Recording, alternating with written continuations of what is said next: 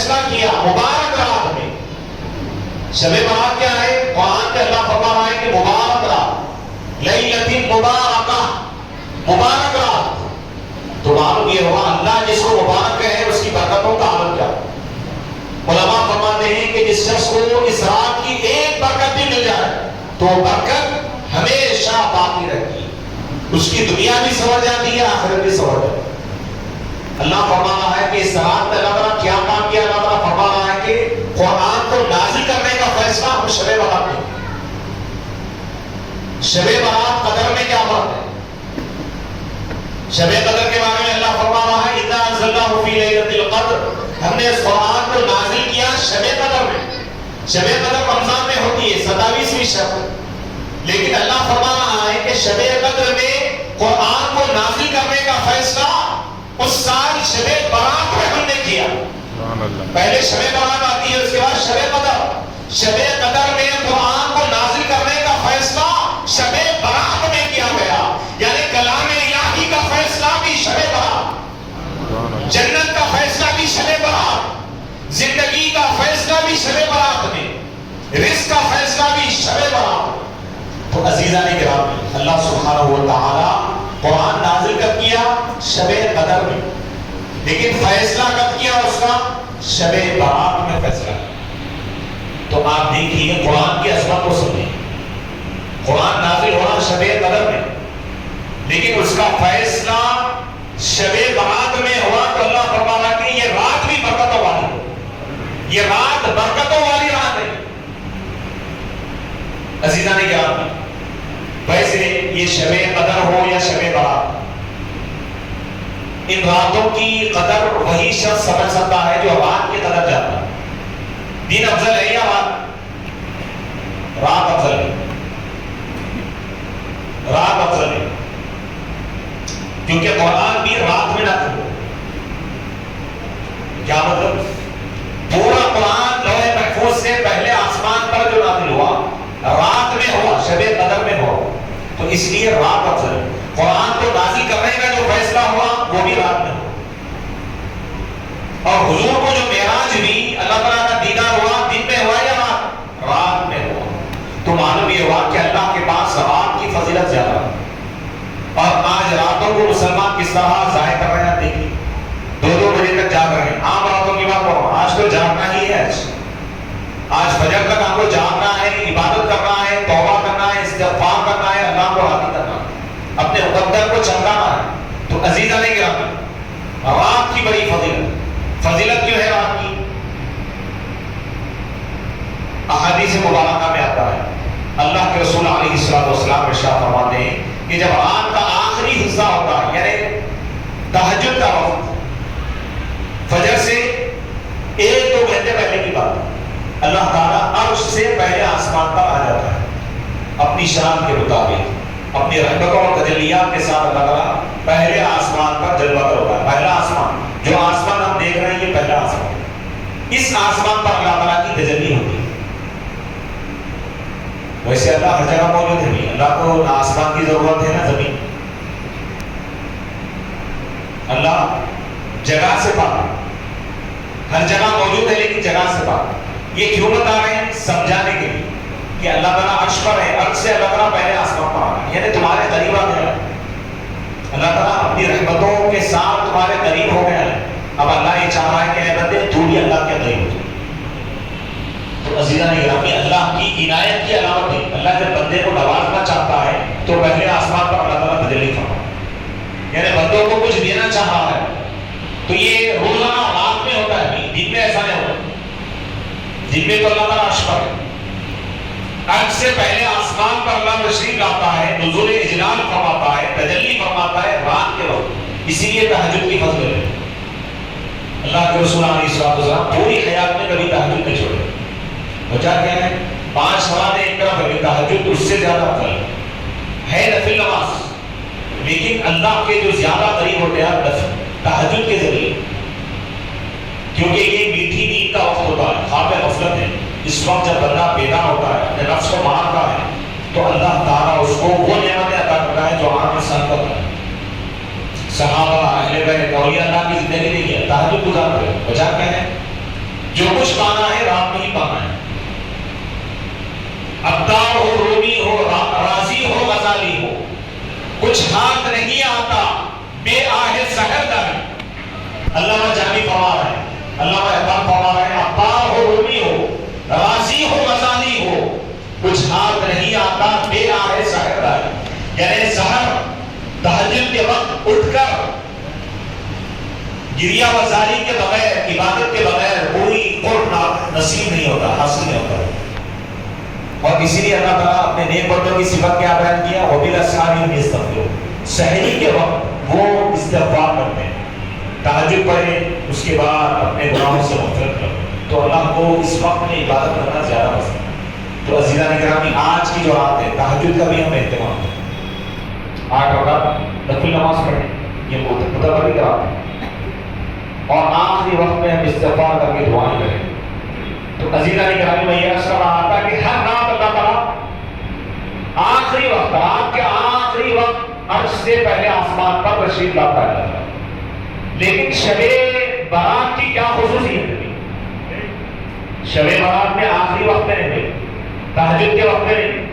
14 شعبان کا سورج جب ڈوب جاتا ہے، مغرب کی اذان جب ہوتی ہے، اللہ عرش سے پہلے آسمان پر آ جاتا ہے. یعنی مغرب سے آنے تجلی ہے اللہ کی خاص رحمتوں کا جو نزول ہے، مغرب سے سلسلہ شروع ہو رہا ہے فجر کی اذان تک. تو عزیزان گرامی، اللہ کیا اعلان کرتا ہے؟ اللہ فرما رہا ہے، ابھی بھی اعلان ہو رہا ہے. اللہ فرما رہا ہے کوئی گنہگار جو سال بھر گناہ کرتا رہا، آج میری رحمت کا دروازہ کھلا ہے. اے بندے، اب آ جا میری بارگاہ میں اور گناہوں سے توبہ کر لے. تیرے لاکھوں کروڑوں گناہ بھی ہے تو میں معاف کر دوں. سبحان اللہ. آج تو یہ مت دیکھ تو کتنا بڑا گنہگار ہے، آج تو یہ دیکھ کہ میں کتنا بڑا بخشنے والا ہوں، کتنا بڑا رحم کرنے والا ہوں، کتنا بڑا رحمان ہو، کتنا بڑا کریم ہو، کتنا بڑا ستار ہو، کتنا بڑا غفار ہو، کتنا بڑا غفور ہو. اگر میں چاہوں تو بڑے سے بڑے گنہگار کو بھی بخش دوں. سبحان اللہ. اللہ کے لیے یہ چیز ناممکن نہیں ہے. اللہ فرما رہا ہے کہ بندے، تیرا کام ہے گناہ کرنا، میرا کام ہے تیرے گناہ کو بخشنا. اللہ فرما رہا ہے کہ مایوس ہونے کی ضرورت ہے. لا تقنطوا من رحمت اللہ. اس آیت کا شأن نزول ایک عرب کا واقعہ ہے. نبی پاک علیہ السلام کے زمانے کی بات ہے.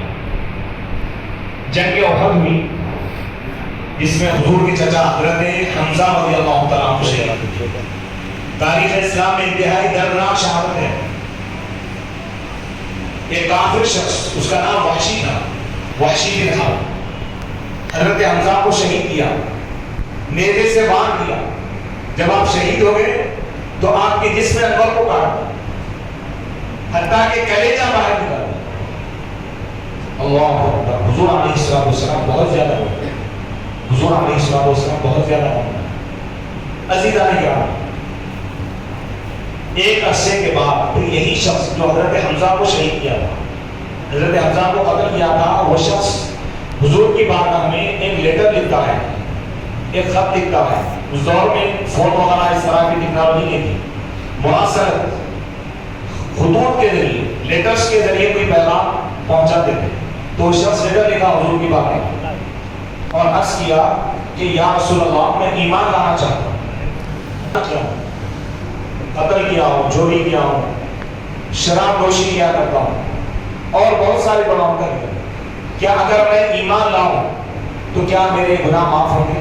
تو اس وقت یہ آیت مبارکہ نازل ہوئی، قل یا عبادی الذین اسرفوا. اے رسول اللہ فرما دیجئے، اے میرے وہ بندوں جنہوں نے اپنے آپ پر ظلم کیا ہے، لا تقنطوا من رحمت اللہ، تم اللہ کی رحمت سے مایوس مت. حضرت امیر حمزہ، حضور کے چچا کو جو قتل کیا، آپ دیکھیے اس کی بھی اللہ مغفرت فرماتا، ایمان لانے کی وجہ سے، توبہ کرنے کی وجہ سے.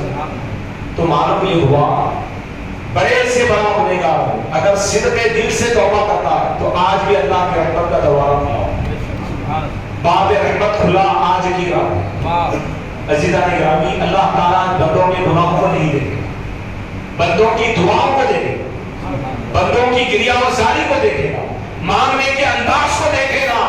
اللہ اگر دینا چاہے تو دنیا کے ہر شخص کو بادشاہ بنا سکتا ہے. اس نے خزانے موجود ہے، مانگنے کا سلیقہ ہمارے اندر نہیں. عزیزان گرامی اگر حکومت اعلان کر دے، تلنگانہ گورنمنٹ اگر اعلان کر دے بھائی فلاں مقام فلاں میدان میں لوگ جمع ہو جائے، تلنگانہ کی عوام شہری جمع ہو جائے، ان کو 1 سال کا اناج دیا جا رہا، کیا کوئی آدمی سوئے گا اپنے گھروں میں؟ تھوڑے چلے جائیں. حکومت کی طرف سے اگر اعلان ہو جائے کہ بھائی اتنا اناج دیا جا رہا ہے، 10 تھیلے چاول دیے جا رہے ہیں، سال بھر کا اناج دیا جا رہا ہے، 1-1 لاکھ روپے دیا ہے، کیا لوگ کوئی سوئے گا؟ نہیں سوئے، سو پیدا ہو جائے. یا خدا کا اعلان ہے، حکومت کا نہیں. حکومت اپنے وعدے سے پھر سکتی ہے، خدا اپنے وعدے سے نہیں پھرتا، کیونکہ اللہ کے پاس وہ خزانے ہیں جو کبھی ختم نہیں. حکومت کا بجٹ ختم ہو سکتا، خدا کی عطا ختم نہیں ہو سکتی. حضرت سیدنا شیخ عبد القادر جیلانی رضی اللہ عنہ پیران پیر غوث اعظم وعظ فرما رہے ہیں، 40 سال تک آپ وعظ فرماتے رہے، اللہ کی رحمت کی عنوان پر تقریر کرتے رہے. اس کے بعد ایک مرتبہ اللہ کے عذاب کو آپ بیان کیے تو آپ کے جلسے سے کئی جنازے ہوئے. اس کے بعد اللہ کی طرف سے ندا آئی، اے عبد القادر کیا ہماری رحمت اتنی کم ہے کہ 40 سال میں ختم ہو؟ یعنی 40 سال کے بعد آپ عنوان چینج کر دیے. تو اللہ فرما رہا ہے کہ 40 سال تک ہی چاہے اللہ کی رحمت، 40 سال نہیں 40 کروڑ سال بھی اگر وہ بیان کی جائے اللہ کی رحمت ختم نہیں. عزیزان گرامی اللہ کی یہ رحمت ہی ہے کہ اللہ تعالیٰ بتا دیا آج کی رات میں اللہ کیا فیصلہ کرے. جس طرح ریاستی حکومتوں کا بجٹ کا سیشن ہوتا ہے، جیسا اسمبلی میں چل رہا ہے، فلاں ادارے کو اتنے کرو، مائنارٹی کو اتنے، فلاں ادارے کو اتنے، بل پاس ہوگا، سال بھر کا خرچہ دیا گا. خدا کی پارلیمنٹ میں بھی آج فیصلہ ہوگا. سبحان اللہ سبحان اللہ. عزیزان گرامی وہ پارلیمنٹ وہ ہے جہاں پر صرف ایم ایل اے جا رہا، یہاں پر عہدہ نہیں، ادنا اور اعلیٰ سب برابر. سبحان اللہ. ایک ہی صف میں کھڑے ہو گئے، محمود اور ایاز، نہ کوئی بندہ رہا نہ کوئی بندہ. یا بادشاہ بھی مانگ رہا ہے، یا فقیر بھی مانگ رہا ہے، بیمار بھی مانگ رہا ہے، تندرست بھی مانگ رہا ہے، نبی بھی مانگ رہے ہیں، اولیاء بھی مانگ رہے ہیں، صدیقین بھی مانگ رہے ہیں، غوث اعظم بھی اللہ سے مانگ رہے ہیں، غریب نواز بھی اللہ سے مانگ رہے ہیں، داتا گنج بخش بھی اللہ سے مانگ رہے ہیں، اولیاء کے سردار بھی اللہ سے مانگ رہے ہیں، انبیاء کے سردار بھی اللہ سے مانگ رہے ہیں، فرشتے بھی اللہ سے مانگ رہے ہیں کہ اے ایمان والو تم بھی اللہ سے مانگو. سبحان اللہ. اللہ سبحانہ و تعالی ہر چیز کا عطا کرنے والا ہے. تو عزیزان گرامی میں یہ عرض کر رہا تھا کہ شب برات جب شروع ہوتی ہے، یہ عشاء کے بعد شروع نہیں ہوتی، مغرب کے ساتھ شروع ہوتی ہے، اور اللہ کا اعلان ہوتا ہے کہ ہے کوئی گنہگار جو اپنے گناہوں سے توبہ کرے گا تو میں اس کے گناہوں کو معاف. آپ دیکھیے کوئی بندہ سال بھر گناہ کرتا رہا، اللہ کی نافرمانی کرتا رہا، شب برات آ گئی، اللہ کی بارگاہ میں آیا، توبہ کیا، استغفار کیا، اللہ اس کے گناہ کو معاف. تو عزیزان گرامی دیکھیں توبہ بھی سچی ہونی چاہیے. توبہ کا مطلب خالی توبہ الفاظ زبان سے آپ ہو گئے تو توبہ نہیں. توبہ 3 چیزوں کا نام. پہلی چیز یہ ہے کہ گناہ کو گناہ سمجھے.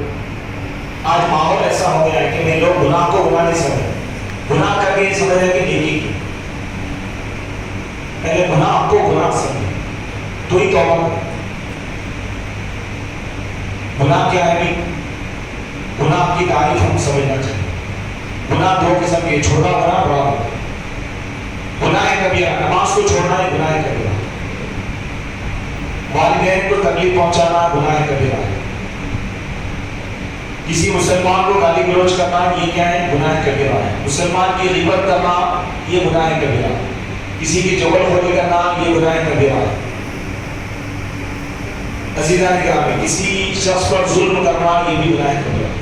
کسی کے عیب کو بیان کرنا یہ بھی گناہ کبیرہ ہے. کسی کا مذاق اڑانا یہ بھی گناہ کبیرہ ہے. وعدہ خلافی کرنا یہ بھی گناہ کبیرہ ہے. کسی کا مال لے کر واپس نہ دینا، اس کو تکلیف پہنچانا یہ بھی گناہ کبیرہ ہے. جھوٹ بولنا گناہ کبیرہ ہے. اب آپ دیکھیے دل میں کتنے گناہ ہوتے ہیں اس کا اندازہ نہیں، کتنے ظلم ہوتے ہیں اس کا اندازہ نہیں. کسی کا حق ادا نہ کرنا یہ بھی گناہ کبیرہ ہے. کہیں آپ ملازم ہیں حق ادا نہیں کر رہے، ٹیچر ہے بچوں کو صحیح نہیں پڑھا رہے تو بھی گنہگار. شیخ بنے ہوئے مرید کی صحیح تربیت نہیں کرتے، خالی مرید بنا دیے چھوڑ دی تو وہ بھی گناہ. شوہر اپنی بیوی کا حق ادا کرے، بیوی اپنے شوہر کا حق ادا کرے۔ عزیزان کرام، تفصیلات میں جانے کا وقت نہیں ہے، اختصار کے ساتھ انشاءاللہ چند باتیں عرض کر کے انشاءاللہ افسر ہو جاؤں گا۔ تو پہلے توبہ کو سمجھیں، توبہ بہت بڑی بات ہے۔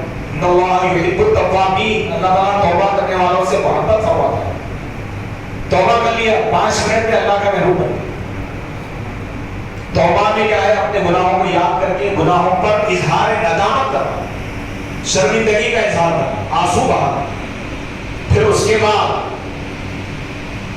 دوبارہ گناہ نہ کرنے کا اللہ کی بارگاہ میں وعدہ کرنا، پھر اس کے بعد ان گناہوں کی مغفرت کے لیے اللہ سے درخواست کرنا، دعا کرنا۔ یہ ہے توبہ۔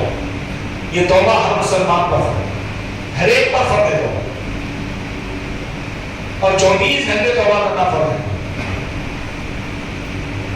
صبح ہو یا شام۔ نہیں معلوم کہ جانے انجانے میں کتنے گناہ ہو جاتے ہیں، تو لہذا توبہ کا اہتمام۔ توبہ اگر آپ کریں گے تو شیطان کے ہر وار کو ناکام کریں گے۔ شیطان کیا چاہ رہا؟ گناہ کرا ہوا ہے، گناہ کرا کے جہنم میں لے جانا چاہ رہا۔ آپ توبہ کر لیے، اس کی محنت بیکار ہو گئی۔ گناہوں کی جو عمارت وہ بنا رہا ہے، آپ توبہ کر لیے، ایک ہی منٹ میں وہ عمارت نہیں جاتی۔ توبہ بہت بڑی عبادت ہے۔ تو وہ شخص وحشی بن حرب جو حضرت امیر حمزہ کو شہید کیا تھا، جو شخص حضور کو لے کر نکاح پوچھا کیا میرے گناہ معاف ہو گئے ہیں؟ تو اس وقت کی آیت مبارکہ لا تقنطوا من رحمت اللہ، اللہ فرما رہا ہے کہ اللہ کی رحمت سے مایوس ہو۔ ان اللہ یغفر الذنوب جميعا، قرآن کی 6666 آیتوں میں مولا کائنات حضرت علی فرماتے ہیں کہ رحمت کی بہت بڑی آیت یہی، کیونکہ اللہ فرما رہا ہے کہ رحمت سے مایوس مت ہو، اللہ کی رحمت۔ پھر کیا فرما رہا ہے؟ ان اللہ یغفر الذنوب جميعا، بے شک اللہ تعالیٰ تمام گناہوں کو بخش دے۔ توبہ کر کرے گا کوئی بندہ، بڑے سے بڑا گناہ بھی اگر ہو تو اللہ معاف۔ اس آیت میں یہ نہیں فرمایا کہ اتنے گناہ کو معاف کرے گا اتنے نہیں، ایسا نہیں، تمام گناہوں کا ذکر فرما دے گا۔ اللہ تعالیٰ فرما رہا ہے کہ اگر بندہ سچے دل سے توبہ کرے گا تو اللہ اس کے تمام گناہوں کو معاف فرمائے گا۔ انہ هو الغفور الرحیم، بے شک وہی غفور ہے، وہ بخشنے والا، وہ رحم کرنے والا۔ عزیزان کرام، اس کے بعد یہ آیت جب نازل ہوئی تو حضور علیہ السلام یہ آیت لکھ کر اس صاحب کو بھیجے، وحشی بن حرب، یہ تو ایمان نہ ہو۔ آپ دیکھیے حضور کے چچا حضرت امیر حمزہ کو جو قتل کیا تھا، اللہ اس کی بھی مغفرت فرمائے، توبہ کرنے کی وجہ سے، اسلام لانے کی وجہ سے۔ تو عزیزان گرامی، آج شب برات میں اللہ کا اعلان ہے کہ گناہوں سے توبہ کرو، گناہوں کو معاف کرو۔ بھئی جہنم میں لے جانے والا عمل کیا ہے؟ گناہ ہے۔ گناہ ہی اگر معاف ہو گئے تو جہنم میں کیوں جائے گا؟ پھر دوسری چیز اللہ فرما رہا ہے کہ ہے کوئی رزق کا مانگنے والا کہ میں اس کو رزق عطا کروں۔ آج انسانی زندگی کا دنیا میں سب سے بڑا مسئلہ رزق ہے۔ آپ تعلیم حاصل کر رہے ہیں، ڈاکٹر بن رہے ہیں، انجینئر بن رہے ہیں، ٹیچر بن رہے ہیں، کوئی بھی کورس کر رہے ہیں، کیوں کر رہے ہیں؟ معیشت کے لیے، نوکری کے لیے، پیسہ کمانے کے لیے کر رہے ہیں۔ کوئی لیڈر بن رہا ہے، کیوں بن رہا؟ ہر چیز کا مقصد پیسہ ہے۔ تو اللہ فرما رہا ہے کہ آج کی رات میں دعا کرو، سال بھر تو بے فکر رہو۔ تو اللہ تعالیٰ 1 سال کا پیکیج پیش فرما رہا ہے، سال بھر تمہارے کو کتنا رزق ہونا، اللہ سے دعا کرو، اللہ تعالیٰ غیب سے اللہ تعالیٰ عطا فرمائے، رزق میں اللہ تعالیٰ اضافہ کرے گا۔ پھر آخرت سے تعلق رکھنے والی ایک چیز، جہنم سے نجات، یہ بھی اللہ کے حق ہے۔ آج جو دعا کرے گا اللہ تعالیٰ اس کو جہنم سے آتا ہے۔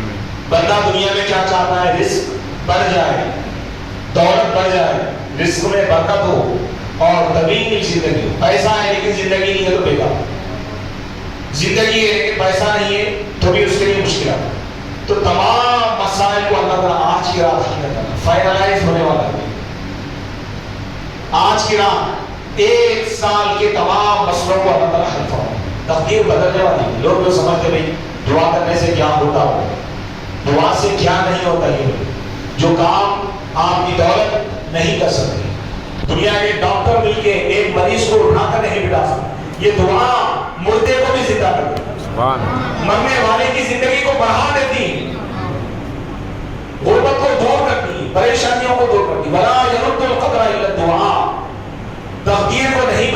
ہے دعا.